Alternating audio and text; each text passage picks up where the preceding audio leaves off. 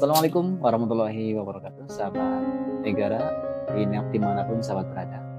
Kali ini saya bersama dengan Bang Sule yang mungkin sahabat negara semuanya sudah tidak asing dengan beliau ya. Ini biasanya itu Bang Sule ini terkenal menjadi komentator sepak bola di wilayah Kecamatan Bojong. Kayaknya nih hari ini lagi sibuk nih. Sibuk banget mas nih kalau ada pasien ya. Wah, kayak dokter ya? Ini dokter jadi macam-macam, ada dokter televisi, tapi kebanyakan televisi di bawah tahun 2015-an sana ya. Ini bersahabat semuanya, ini sisi lain dari Bapak Said ini ya, bahwa biasa disebut Bang Sule. Ini biasanya menjadi komentator, ternyata setelah saya berkunjung ke rumah beliau, dia punya skill atau keahlian khusus yaitu di bidang apa ini?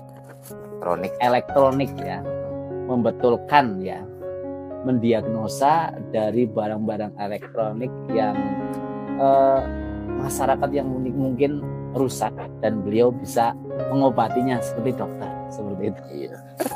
Nah ini untuk apa ini konsumen ya yang untuk membetulkan televisi atau barang-barang elektronik yang lainnya biasanya cukupnya masih di desa Rembul sendiri apa udah sampai di luar Rembul ya. Di luar Rembul kalau yang kenal dan punya nomor saya juga kenal ya, itu biasanya saya nggak mau barang dibawa ke sini, saya yang datengin konsumen.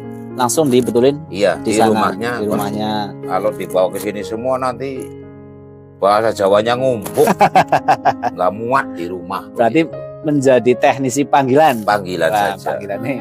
Jadi nggak terlalu ngumpuk di sini. Sahabat Egara ya.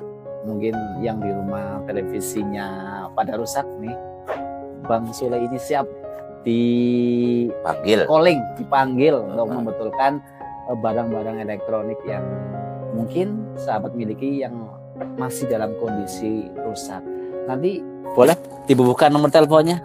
Ya, bisa itu. Ya nanti saya bubuhkan di bawah ini ya, oke. Untuk barangkali ya. Nah ya. itu. Nah ini ada lagi nih selain Bang Sule ini berkegiatan menjadi supporter bola karena dikenal ini menjadi supporter bola ya, di wilayah Kecamatan Bojong. Ini juga beliau menjadi salah satu anggota BPBD, iya betul, relawan BPBD ya di wilayah Desa Rembul. Nah ini dan penanggulangan bencana daerah. Nah ini Tegal ikut relawan. Nah ini sebenarnya seperti apa itu relawan BPBD? Biar teman-teman Egara ini tahulah untuk kegiatan tersebut. Relawan begini, untuk jika terjadi sesuatu hal-hal yang tidak diinginkan ya, yang namanya bencana nggak ada yang mengharapkan. Ya betul. Dimanapun nggak ada orang yang mengharapkan. Minimal kalau sudah dibentuk relawan itu ada apa-apa itu cepat tanggap ya. Iya. Ya minimal membantu yang kena musibah dengan tenaga ya, paling dengan tenaga. Urusan material dan itu dari pemerintah juga yang membantu dan masyarakat lingkungan. Nah ini untuk apa ini? BPBD anggota atau relawan BPBD ini di wilayah Desa Rembul sendiri anggotanya udah berapa? Dulu itu sampai 40 ya. Tapi 40 sekarang personil karena kebanyakan itu rumah tangganya pindah dari desa, makin mengerucut ya, makin kecil, hanya tinggal beberapa personil. Tapi insya Allah beberapa personil yang ini ikut aktif gitu ya. Jika ada apa-apa ya, musibah kecil-kecilan, semoga musibahnya kecil-kecilan saja, jangan saya besar. Itu kami dari rekan-rekan siap membantu walau dengan tenaga lah. Ya minimal pasca bencana membersihkan sehabis apa bencana longsor atau apa itu namanya relawan harus siap tanggap. Kegiatan dari Bang Sule ini sangat mulia sekali ya, kegiatan sosial sahabat. Selain beliau menghibur masyarakat ini, menghibur juga salah satu ibadah sahabat ya, ibadah. Kenapa?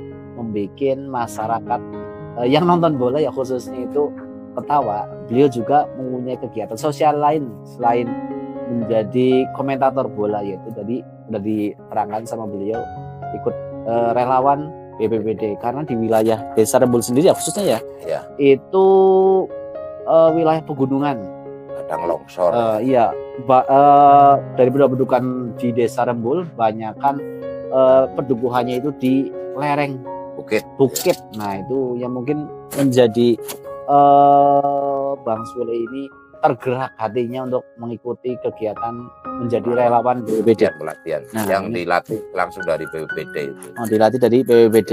Nah, kita ini relawan ini sering mengikuti pelatihan langsung BPBD yang melatih. Ya. BPBD dari kantor lain juga, kadang dari PMI, dari Dinsos itu ya. Malamnya pun ditugaskan oleh pemerintahan desa jaga malam. Jadi ini aja juga ya, apa namanya, polisinya desa. Kalau malam itu selalu di kantor balai desa. Biasanya itu tempatnya posisi Bang Sule di ini pos induk apa gimana? Di balai desa. Di balai desa. Ini saya kayaknya punya pertanyaan. Nah, apa ya, seputar mungkin menjadi apa ini BPBD dulu ya. Tadi karena saya bahas tentang BPBD, pengalaman yang apa ya, yang tidak bisa dilupakan selama mengikuti BPBD berapa tahun ini? Sekitar dari 2014 ya. Dari 2014 tahun ya. Nah itu ya lumayan sudah lama ya. Lama itu juga ya. Pengalaman yang berkesan di BPBD itu apa? Yang berkesannya itu terkadang mencari korban nggak ketemu ya, kayak waktu di Gunung Slamet ya, kita dan rekan-rekan beberapa pasukannya dari TNI, polisi, BPBD dan relawannya semua mencari. Ternyata yang dicari di gunung itu malah pulang sendiri setelah berapa hari. Katanya bukannya hilang, memang dia itu nyasar. Iya. Pernah itu sampai pos berapa? Teman-teman sudah sampai puncak ya, baru pos 2 itu. Pos 2 itu dipanggil sama komandan untuk turun, katanya udah ditemukan dan diguci itu ditemukannya. Nah ini untuk saran-saran untuk para pendaki ini biar nggak terjadi seperti itu gimana Bang? Kan Bang Sule kan di BPBD ya, mungkin tahulah ilmu dari SAR-nya lah. Bagaimana biar nggak tersasar seperti itu? Yang penting setiap pendakian kan ada posnya itu ya. Pos itu nanti yang petunjuk arahan-arahannya harus diikutin. Jangan melanggar arahan-arahan yang di base camp pendakian. Harusnya mengikuti arahan. Kalau pengen selamat ya begitu. Jangan mentang-mentang berpengalaman, fisik kuat, pendidikan tinggi, naik gunung enaknya itu jangan. Ya bahasa dulunya itu ada kunci. Kunci itu penjaga jalur ini, jalur ini. Itu harus minta saran dulu ke situ, ke juru kunci. Jangan sok pengalaman di hutan, di gunung itu yang namanya itu mistis apa itu nyata ya, bukannya hanya kata-kata belaka ya. Memang harus yang nggak boleh diomongin, yang apa itu harus dihindari. Makanya banyak terjadi korban itu mungkin dia melanggar. Mungkin yang ditentukan sama juru kunci atau enggak saran-saran dari orang yang menjaga pos-pos base camp itu. Nah selain ke juru kunci biasanya itu kemana? Misalkan para pendaki itu mau misalnya kita kan di Gunung Slamet, di Gunung Slamet kan sudah berapa pos ya? Iya. Kupala, di Liwung, ada yang lewat mana itu kan harus ada pos-posnya itu. Nah kalau di Guci sendiri kan di objek wisata Guci kan memang ada base campnya. Ada Kupala, ada Parmati. Kalau ini di daerah Kedaun Dukuliwung kalau nggak salah kan dulu saya pas mendaki itu nggak ada. Juga ada itu kunci. Ada juru kuncinya juga. Juru kunci. Ya juru kunci itu ya tempat itu. Iya. Saran biar selamat ya. Yang tahu jalur itulah ya. Jalur dan aturan-aturan yang jangan dilanggar nanti dinasehati di sana. Tuh sahabat semuanya pada kalian sahabat pendaki yang mau mendaki ke gunung manapun lah ya, itu wajib lapor ke juru kunci, minta saran-saran ya, saran-saran biar selamat berangkat sampai pulangnya. gunung ini beda ini. Iya, karakternya. Karakternya beda. Jangan ya melanggar lah, biarpun orang modern kalau saya enaknya sendiri, ujung-ujungnya fatal ke dia sendiri. Harusnya saran orang tua itu penting, apalagi yang namanya juru kunci atau di base camp itu sudah berpengalaman. Ya. Di tikungan tanjakan ini dia tahu semua itu, ya jangan dilewatin, harus lewat jalur ini, jangan melewati di luar jalur. Ya kayak dulu yang hilang itu kan bukan jalurnya masuk ya. Akhirnya dia nyasar nggak bisa pulang ke jalur yang tadi dia berangkat karena sudah lelah berapa hari itu. Bukannya jalan tuh dilalui terus, padahal itu bukan jalan. Untungnya nebusnya sampai ke pemandian. Ya, alhamdulillah masih di wilayah ya, masyarakat. Padahal berapa pasukan itu sudah dikerahkan ke sana dari BPD, mungkin dari Basarnas kayaknya juga hadir waktu itu, dari Basarnas di Semarang, dari Cilacap. Yang berkesannya itu masalah penanggulangan di situ ya. Iya, lumayan menguras tenaga, tapi orangnya pulang sendiri. Iya, pulang sendiri berapa hari itu. Nggak tahu makan apa itu beberapa hari di hutan. Ya. Nah, ini tadi juga kan katanya ikut ini berpartisipasi untuk menjaga keamanan desa. Itu pengalaman yang mungkin bisa mistis ataupun yang lain di pas waktu menjaga wilayah khususnya di skup wilayah kerajaan ya. Iya.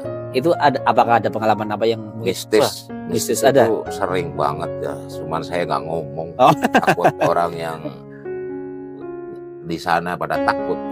Oke, ini nggak usah disebut tempatnya ini. Pada kali sering loh terjadi di situ.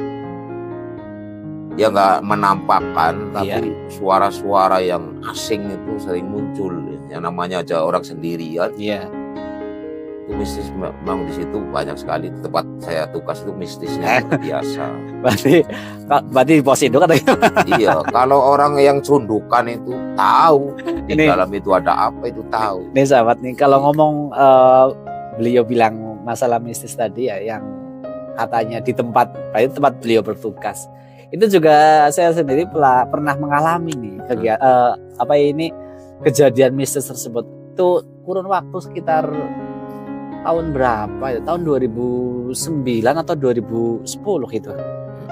Itu saya pas waktu itu, masa itu pas belum Pak Lurahnya sekarang ya, sebelumnya itu saya dipercaya sama Ibu Lurah untuk memasang background dulu itu. Zamannya itu zaman belum kayak sekarang banner ya, banner plastik. Kalau dulu kan masih kain. Nah itu Bu Lurah mempercayakan saya untuk membuat sebuah background yang dikasih tulisan astro itu loh, yang di print itu loh, tempel. Itu memberikan mandat sekitar jam 5 sore. Jam 5 sore saya bingung gimana, masa mau acaranya jam 7 besok pagi-pagi, ini baru ngasih jam 5 sore. Akhirnya dengan nggak nolak kan, nggak mungkin ya, karena udah mepet waktunya. Akhirnya saya cari teman beliau, alamatnya di Desa Bumi Jawa. Tak suruh ke rumah untuk membantu motong-motongin asturi yang udah saya konsep.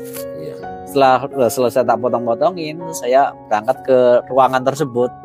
Ruangan tersebut sekitar saya berangkat sekitar jam 10 malam. Jam 10 malam baru sampai tempat tersebut, dan tak tempel itu backgroundnya. Saya palu itu tembok sekitar jam 11 malam. Tembok pakai paku, tak tempel ya. Anehnya itu di salah satu ruangan. Ini bisa dikatakan menggema, itu bukan menggema. Kalau menggema kan sekali saya palu der gitu ya. Berarti mengikuti alunan palu. Saya der itu.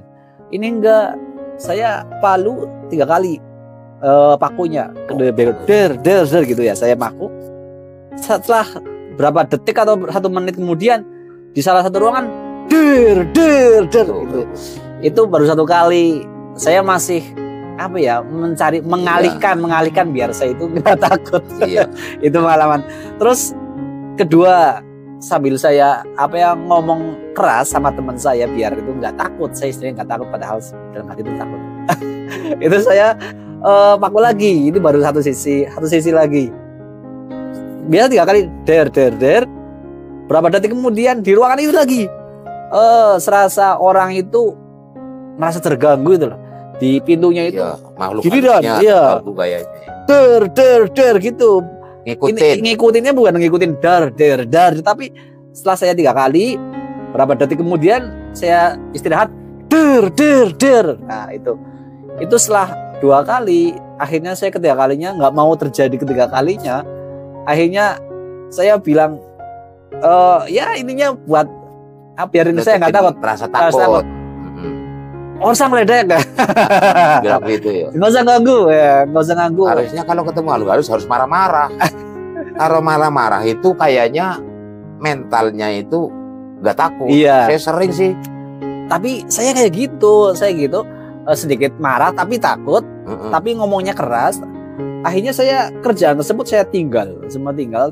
Aku kunci pintu ruangan tersebut. Teman saya pulangnya itu kan nggak pakai motor. Zaman waktu itu saya belum ada motor. Iya, saya jalan kaki. Serasa itu diikutin sampai rumah. Iya, di situ memang. Diikutin sampai rawan. Rumah. Nah, itu akhirnya seharusnya teman saya besoknya mau kerja, karena takut pulangnya malam itu, akhirnya tidur di rumah saya. Dan subuh karena berpikir saya positifnya itu habis sholat subuh mungkin yang namanya hantu itu udah nggak ada. Pikiran saya kayak gitu. Saya masuk ruangan, alhamdulillah tak selesaiin sampai sekitar jam 5:30 atau jam 6 selesai. Baru saya laporan ke. Tapi nggak ada gangguan. Alhamdulillah subuh nggak ada. Gangguan. Ya intinya kita dari kegiatan tersebut saya ambil kesimpulan, ya kan namanya makhluk ada waktu-waktu tersendiri ya, biasanya kan kayak gitu. Menampakkannya mungkin malam-malam ya. Dia merasa terganggu juga, kayaknya marah, cuma nggak kelihatan ya. Ya makanya itu kalau bisa, kalau dalam berkegiatan ya mungkin jangan larut malam ya. Saya sendiri itu ya pas zaman-zamannya itu masih mistisnya itu masih kuat. Iya. Sekarang setelah itu kayaknya kanan kiri terang itu nah itu mulai berkurang yang namanya iblis sama setan itu kayak di situ. Ya sudah ganggu banyak loh yang cuma nggak mau bicara, banyak tahu bahwa di ruangan itu ada itu. Iya. Nah itu selain di tugas utama di situ, biasanya di wilayah desa ini juga ada, di wilayah desa, maksudnya pas keliling atau gimana, pernah dilihat penampakan atau apa enggak? Ya kayaknya kalau di luar malah tidak ya. Paling di pos itu, di pos induk ya, belum dibangun ya. Iya. Permanen. Jadi ledek, waktu saya tidur di ledek. Bambu dipukulin. Lah karena dipukulin saya sudah 3 kali, nggak ada wujud, nggak ada orang. Setannya juga nggak mau nongol. Di situ ada kentongan itu, ada kentongan. Lah untuk menghilangkan rasa takut, saya emosi itu. Iya. Saya banting kentongan-kentongan itu. Setelah kentongan saya banting itu, jeder, kayaknya hilang. Dia pergi. Oh mau nakutin dia, lebih galak setan mungkin itu. Itu setannya di sana kayaknya sudah takut gondrong, emosian mungkin ya. Ya kalau setan cewek cowoknya nggak tahu. Mungkin dia ganggu saya setan cewek itu. Kok diganggu dia emosi, mungkin itu yang dari pikiran setan itu. Itu ya sahabat ya, itu sampai sekarang ya alhamdulillah mistis ya, aman kegiatan dari Bang Sule di wilayah desa Rembol, menjadi petugas sosial di Kamtipmas lah ya, keamanan di wilayah desa Rembol. Selain menjadi anggota BPBD tadi, kegiatan sosial.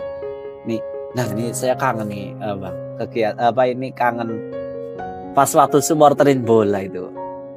Coba dong buat teman-teman Egara ini, supporter bola pas waktu biasa, seakan-akan Bang Sule itu melihat pertandingan itu seperti apa coba? Ya pertandingan itu begini aja. Seumpamanya ya, itu Jamuli umpan pada Rajuk kirim bola langsung pada Sohibi langsung syuting bola dan terjadilah gol gitu. Gitu. Di sini kan namanya itu pemain Rajuk, Jamuli, Sohibi itu ya. Penjaga gawangnya di sini Tarno. Nih sahabat, itu penyerang depan, penyerang depan. Nah, di belakang Tapi harus penonton itu mintanya bolanya pelan, komentarinya katanya sangat komentarinya yang tetap gitu. Nah yang disayangkan itu kadang pas namanya nggak sama dengan nomor punggung. Oh gitu. Kesulitannya. Loh nomor punggung namanya Tasuki, ternyata yang main namanya bukan, namanya Tarun atau siapa itu. Itu kadang kesulitan, makanya lihat ke bawah ke lapangan, lihat ke nama pemain. Kesulitannya itu. Jadi hanya nomor punggung sekian, nomor punggung sekian, kepenginnya nomor ya kayak di televisi itu. Iya. Namanya ini udah hafal semua komentator. Yang bawa bola siapa, yang lagi utak-atik bola siapa, namanya apa. Kalau saya sudah orangnya nggak kenal, harus dipelajari dulu nama dan pemainnya. Laksanaan main udah tulisannya pakai komputer lagi, kayak cacing lewat itu. Yang namanya manual pakai apa, pulpoin ke buku, kadang pas komentarin hujan, tulisan nama orangnya udah hilang, udah lupa lagi namanya. Itu begitu. Nah itu kegiatan pas jadi supporter itu yang bikin mungkin bisa dikatakan menegangkan ataupun yang bisa terlupakan itu gimana? Apa aja? Menegangkannya begini Mas, kadang saya kan kayak ayah orang lemah jantung ya. Itu boro-boro ada plesetan-plesetan lucu dikala terjadi keributan di lapang. Apalagi supporter masuk itu ngedon banget itu saya. Jadi mau ngomentarin yang apa enak, itu ikut tegang, terbawa arus sama keributan di lapangan itu. Makanya ya pola pikir untuk mengeluarkan kata-kata spontanitas humor itu sulit. Karena saya lagi tegang. Apalagi kalau ada orang ya baku hantam lah ya, namanya bola itu tak terelakkan di mana-mana, banyak kan itu. Nah ini kayaknya lagi ada kegiatan sepak bola turnamen. Menjadi ikut ke situ Pak? Enggak ikut. Saya enggak ya. Enggak ikut ya. Ya tahu, saya baru berapa bulan di Karangmulia itu ya, baru selesai. Mungkin ya ngerti aku capek ya mungkin ya. Dan ada komentator yang lebih bagus di sana daripada saya. Jadi turnamen besar di sana memakai komentator yang lebih pengalaman ya. Kalau saya kan pengalamannya kurang, Mas, ngomongnya udah nyanyam-runyam, jadi mungkin ya kurang etis mungkin kalau di event-event besar. Kalau saya event-event biasa saja ya mungkin ya yang bisa memberikan humor kepada masyarakat yang jadi penonton begitu. Intinya sana eventnya beda. Semuanya kegiatan Bang Sule itu bisa dikatakan berbau ibadah ya, karena sosial semua, mulai dari awal. Ini juga ada ini ya tadi pembetulan televisi, meskipun sifatnya jasa, ini kan berarti membantu masyarakat yang mungkin barang-barang elektroniknya yang rusak bisa dibetulkan. Dan bayarannya pun standar. Ya nggak ada kata-kata dicekak. Orang sendiri. Iya. Mencekak itu dua macam, mencekak leher juga bahaya, mencekak keuangan juga bahaya juga. Apalagi kondisi kita lagi kayak gini. Ya standar saja lah ya. Iya, standar aja. Yang minat, yang percaya silahkan, yang nggak percaya nggak usah. Nah, yang itu namanya bimbang ragu ya. Bimbang ragu, udah bimbang ragu. Ya akhirnya nggak jadi menurut saya. Kebimbangan. Banyak kan orang itu bimbang dan keraguan. Keraguan jadi bimbang, jangan-jangan cuma dirusak. Itu ketimbang dan ragu. Makanya sistemnya itu langsung ke rumah orangnya biar tahu ya. Kalau saya datangin rumahnya, jadi di situ, nggak jadi saya nggak terlalu banyak beban pikiran. Jadi saya membuka TV di depan orangnya itu kan tahu apa yang saya pegang, apa yang saya bongkar, apa yang saya ganti. Tapi kalau ambil TV bawa ke rumah saya, terkadang kan orangnya curiga. Tuh, bang ganti bilangnya ganti itu kan. Nah itu. Mending saya dipanggil gitu. Nah itu jadi ininya tadi awal sosialnya itu pertama di jasa pembetulan elektronik lah ya, barang elektronik. Dan kedua ini Bang Sule tadi ikut relawan dari BPBD. Dan ketiga beliau juga aktif di desa menjadi keamanan lah ya, keamanan di desa tiap malam lah. Tiap malam. Dan terakhir tadi yang utama sebenarnya ini menjadi komentator, menjadi penghibur masyarakat di wilayah sekitar. Kenangan waktu itu fotonya itu ada. Ini ya, ini dokumentasi ini. Iya, didokumentasikan. Nah, ini pas di Karangmulya. Iya, Karangmulya. Karangmulya ini sama panitia. Lalu Karangmulya hampir 4 tahun saya tiap tahun di situ. Menjelang Agustus itu saya ngomentarin di sana. Ya, memang harus begitu untuk menghibur masyarakat dan mengenang jasa-jasa pahlawan dengan hiburan buat kita semua masyarakat itu ya. Betul. Jadi karena sudah merdeka, masyarakat biarpun kondisinya sedang terpuruk kebutuhan harus gembira. Betul menyambut hari kemerdekaan dengan diadakan olahraga yang sangat dikagumi sama masyarakat sedunia kan hanya itu, sepak bola. Pecintanya lumayan. Pendukungnya saking banyaknya sepak bola dan sampai ke perempuan masak cepat biar sorenya nonton bola itu. Berarti kan dikagumi ya, nggak laki-laki nggak perempuan, itu namanya sepak bola. Jadi saya alhamdulillah bisa itu ya, bisa menghibur dengan kata-kata plesetan yang mungkin kata-kata itu nggak tepat diomongkan di lapangan, tapi ya memang saya niatnya hanya untuk hiburan. Biar penonton itu nggak tegang, nggak lihat fokus saja di bola itu. Kalau kata-kata yang nggak karuan lah, yang katanya tadi spontanitas keluar gitu, nggak saya karang dulu dari rumah. Oke, sahabat. Terima kasih.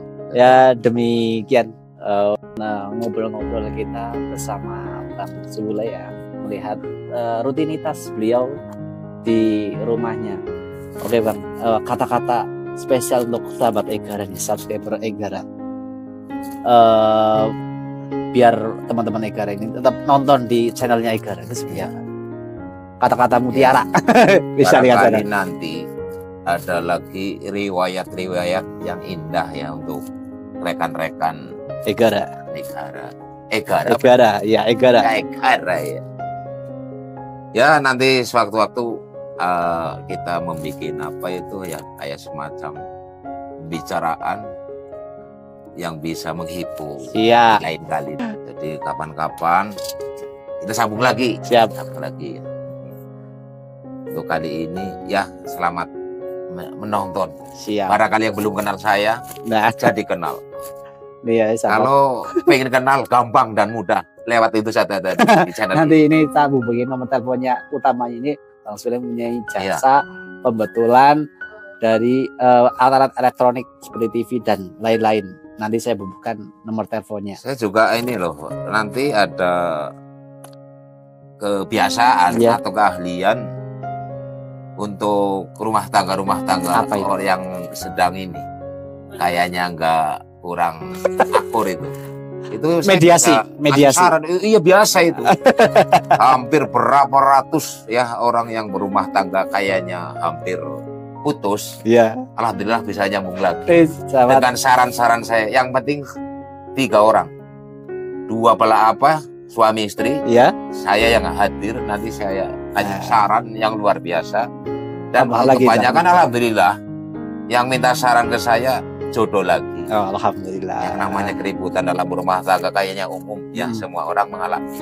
Jangan sampai terjadi perpisahan ya. Tapi ya mungkin ada saran dari dokter cinta yang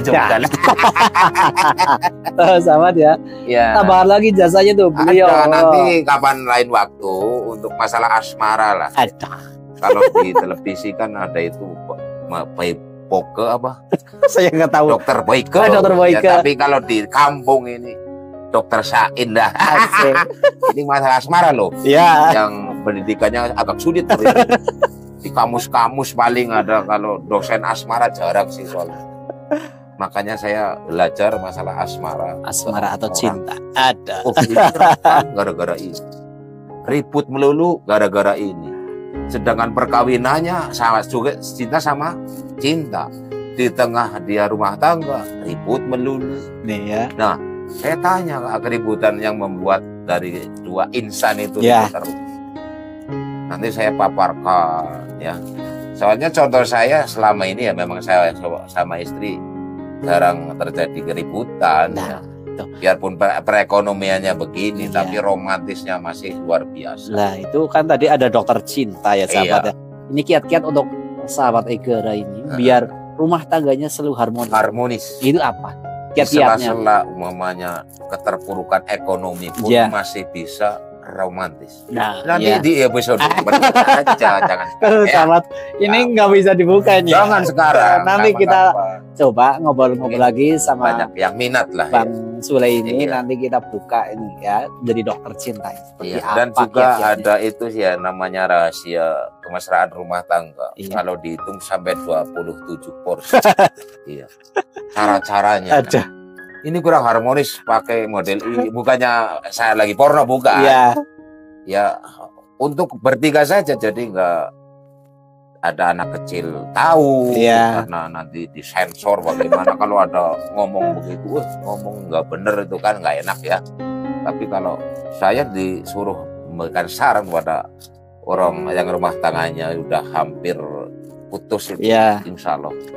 Nih sahabat ya, selain Bang Sule menjadi komedian, Bang Sule KW, beliau juga menjadi dokter boy ke KW, penasehat asmara. Penasehat asmara saja. Penasehat asmara. Iya, titel berikutnya sudah berjalan lama, cuman nggak dipublikasikan. Masih di lingkup desa. Lewat channel ini, channelnya Egara nih. Bang Sule selain humoris, beliau juga menjadi salah satu menjadi penengah. Mediasi dari rumah tangga yang hampir pecah lah, putus lah ya, seperti itu. Kayak ibarat berlayar, hampir saja perahunya menabrak karang. Kalau dia mau menabrak karang, aku datang, saya belokin agar jangan sampai menabrak karang, takut hancur. Nah itu. Hancur kapal hanya berdua kan, antara suami istri kapal berdua itu. Sebelum dua insan itu nabrak karang kapalnya, saya belokin ke laut yang tidak ada karangnya. Itu romantis, harmonis selamanya. Kata-kata mutiara penutup dari Bang Sule di Desa Buliato. Sahabat semuanya, jangan lupa dukung channel ini Egara TV Tegal dengan cara subscribe, like, dan share. Nanti kita ngobrol-ngobrol lagi sama Bang Sule di lain kesempatan, di lain konten. Mungkin lebih indah, lebih romantis, lebih mengenai ke jiwa-jiwa di atas 25 tahun. Itu ya untuk menambah semangat di sela-sela liku-liku kehidupan. Asik, ya. Yang namanya jenuh, kempung ya bahasa Jawanya itu. Pusing ya mencari nafkah tapi ada sisi lain yang bisa membahagiakan dari segi-segi kesibukan itu. Ya, betul. Terutama kita orang dewasa. Apa yang membuat kita nanti bisa bahagia walaupun siangnya jenuh, capek dalam kerjaan ya? Iya, dalam kerjaan. Tapi ada obat. Sedari dulu pun apal semua. Ada orang yang belum apal, rahasia itu. Jadi ya kan ada yang bilang, loh aku nggak usah diajarin, aku udah apal kok. Nggak diajarin bisa. Ada rahasia-rahasia tertentu itu. Yang jarang orang ngerti. Akan dibuka Egara. Tapi masalah asmara loh ya. Masalah asmara. Masalah apa? Ada ilmu yang jarang orang menjalankan. Agak berat tapi rasanya udah. Kayaknya ini ngobrol kita ini sangat serius dan nikmatin. Kalau kita lanjutkan, nggak bakal putus sahabat ya. Nanti kita ke episode selanjutnya bersama Bang Sule. Assalamualaikum. Sule KW. Sule KW. Bang Sule KW. Assalamualaikum warahmatullahi wabarakatuh.